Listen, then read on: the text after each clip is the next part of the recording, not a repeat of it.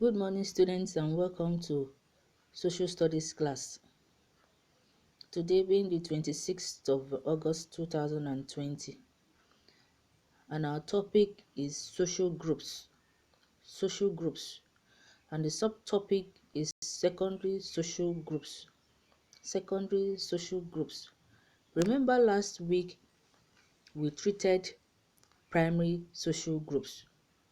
Primary social groups, and we defined primary social groups as a groups or group of people that are related together mostly by blood. And we gave examples of primary social groups. We mentioned the family, the peer groups, and the kinship. The primary social group is a group of people that are related, and the numbers of people members of this group is usually very small. Now, the objectives of today's lesson. At the end of the lesson, learners should be able to define secondary social groups, give examples of secondary social groups, explain each examples mentioned, explain the differences between primary and secondary social groups. Now let's start with the definition of secondary social groups. Remember we said that the primary social group is a group of people that are related together by blood, and the primary social group is very small. The secondary social group refers to people who come together without having any family ties. Members of secondary social group, they come together without having any form of relationship or being related in any form or any manner, unlike the primary social groups that they are together because they are related by blood. They have a family ties together, uncles, aunties, and the rest of them. The secondary social group is made up of large number of people who come together because they have a common interest, common reasons. Examples of secondary social groups include: 1. Political parties. 2. Pressure groups. 3. Voluntary organization.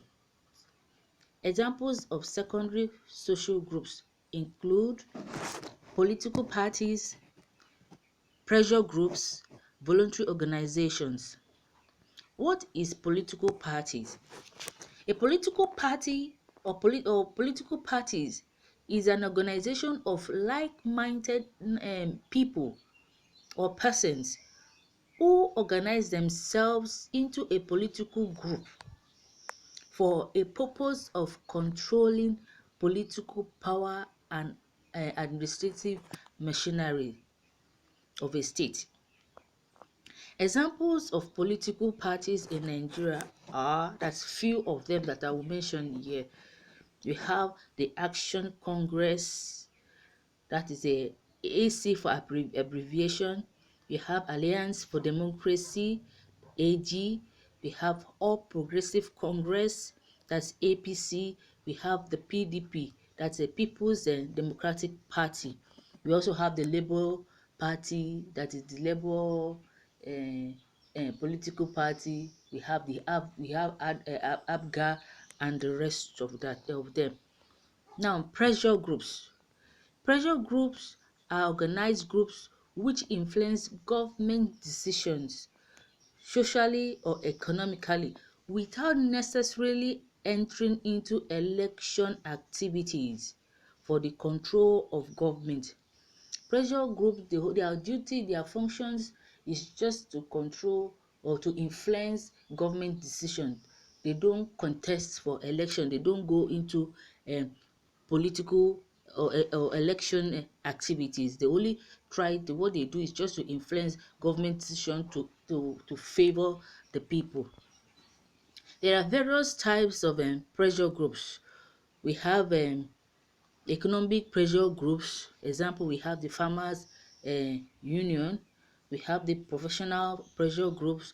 like the Nigerian Medical Association, and we have the Nigerian Bar Association. Now, I want to give you an example of what um, um, a professional pressure group can do. For instance, of what happened before we proceed. An incident happened concerning with the governor of Kaduna State, uh, because of what is happening down there in the north, in Kaduna State to be precise. And the governor was actually was to attend a seminar that is being hosted by the Nigerian Bar Association. But because of the utterances and what was happening, and the rest of the members of the Nigerian Bar Association have to call off his invitation, to send a message to him that the lives matter. What you do with the people you govern matter. That's a very good example of what a pressure group can do. Nigerian Bar Association as a pressure group, if we're able to send a message across to the governor of Kaduna State, telling him that they are not actually comfortable with what is happening, and probably to what, because I think he made an utterance, he made a statement, and they were not in agreement of it. And he said if he actually attends the seminar, that the lawyers will boycott that seminar. Now let's proceed. We have the educational pressure groups, where we have the Academic Union and Staff Union of Universities, that is ASU, and we have the Nigerian Union of Teachers, that is not NUT. Also, we have the trade unions in the likes of Labour Congress and Trade Union Congress. We have the religious peer groups and the Christian Association of Nigeria, that's CAN, and we have the Supreme Council of Islamic Affairs, Supreme Council of Islamic Affairs. Now, let us look at the functions of political parties. Functions of political parties. Number one, political parties unite the people on major issues. They serve as a link between the government and the people. They provide machineries for recruiting political leaders. They provide an organization for running the government. They provide a wide range of choice of candidates to the voters during election. They can also contest election and make change of government possible if they want to. Now let us look at voluntary organization. Voluntary organization, these are groups of people that are interested in serving others without receiving pays or payment. Voluntary organization, they people that have interest for a particular thing and decide to come together to serve the people without asking for any form of payment. They are non-payment organization. They don't receive salary for their services, the services that they render. That they render services, render free services to humanity. Voluntary organization can be defined as free will organization whose members are united by the desire to serve the society concerned. They all have their mottos and objectives in which they tend to achieve. Examples of voluntary organizations are the Red Cross, that is the Red Cross Society of Nigeria, the Boy Scouts of Nigeria, Guest Guide, we have Boys Brigade, we have a Rotary Club of Nigeria, we have Man O' War, and we have the Defense and Civil Defense Corps. Characteristics of voluntary organizations. 1. No one is forced to join a voluntary organization. It's a free will thing. You are not forced to join it. When you have the interest and you see the reason to help people and you pick the one that you want to join, you join. It's a free thing. Services rendered by its members are free.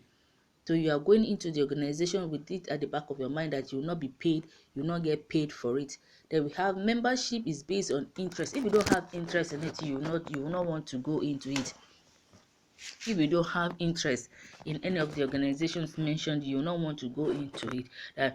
They are established to define reasons for sorry they are established for definite reasons. They have their reasons for establishment. They have their reasons, and the reasons they strive to achieve them.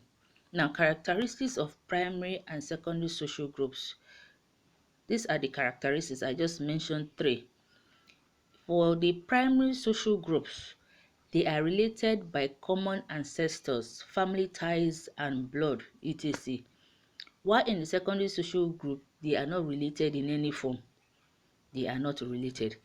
In the primary social group, one become a member by birth, by initiation. That is how they become member in a primary social group. While in the secondary social group, membership is free and is open to everybody. There is no, you don't have limited numbers. The prime in a when you want to join a man o' war or boys brigade, it's open. You can join any one of them. In a primary social group, one cannot leave the social group. You cannot leave your family. You cannot leave your kinship. You cannot leave your your your relatives. But in the secondary social group, if you are tired of the organization, you are free to leave. You are free to leave one to join another. That's the interesting thing about the secondary social group. So this is our notes for today, and you have your assignments below. As I state five importance of voluntary organizations. State five importance of voluntary organization. Please do this assignment in your notes. Do the assignment in your note, and let me see. You take a snapshot and you send to me. Let me go through it, mark, and let you see what you have done, whether you are correct or you are not. Then you do your correction. Thank you for your time. Have a nice day, and God bless you.